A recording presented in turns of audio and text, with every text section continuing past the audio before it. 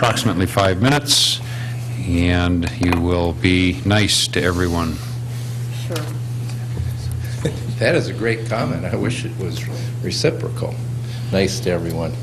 Bob Zick, North St. Paul, with business and property interests in Maplewood.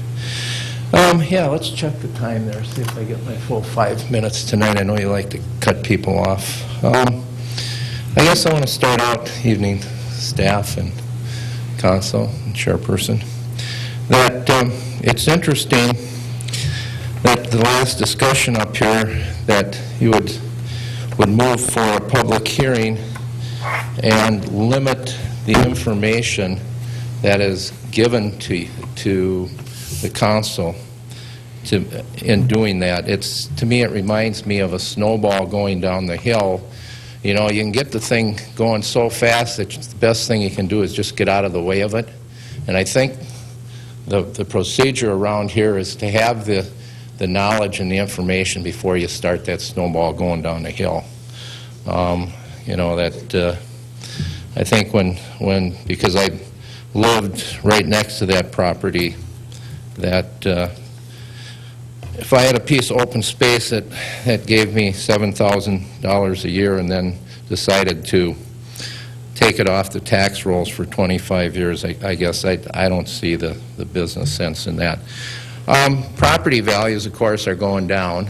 And the discussion, I believe, at the workshop was a 5% increase in the amount that you want to collect from the taxpayers. And I hope people understand that the monster we call government, just because the value of their property goes down, that to feed the monster, you have to keep pulling in the revenue. And Kathy, you might as well spin all the way around. You will not speak to individual council members. You will not speak to individual council members. That she turns her back and makes faces. You will not. Please ask your council to be respectful to the citizens. Thank you, Will. So we have this 5% that you want to raise, and you have an $80 million debt and a $40 million annual budget around here, and collectively you've given out 12% pay raises, and 2 city managers, 2 city attorneys, car allowances, paying for district supervisors to get graduate degrees. Richard Fersman gets a PhD at the taxpayer's expense. Mr. Zick, you will not use individuals' names. I've made that quite clear to you. Former city manager. I apologize for using Fersman's name. But so I think people ought to be at that, and I can start to see why this the tax Tea Party exists when we look at this stuff.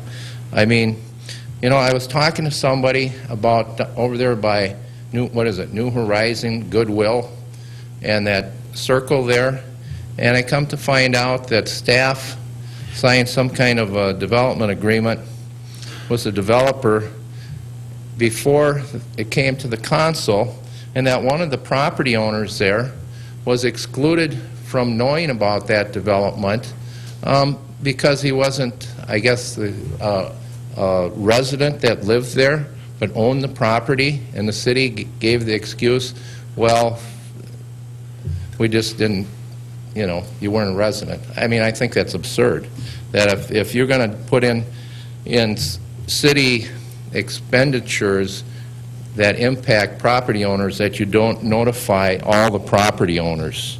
I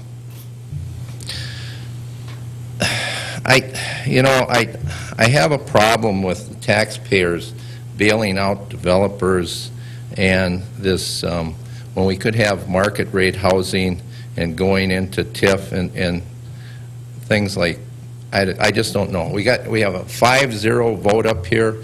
I'm gonna start. Well, you're short one tonight, so you have a 4-0 vote. I think what citizens need to do is come to your dinner meeting prior to this.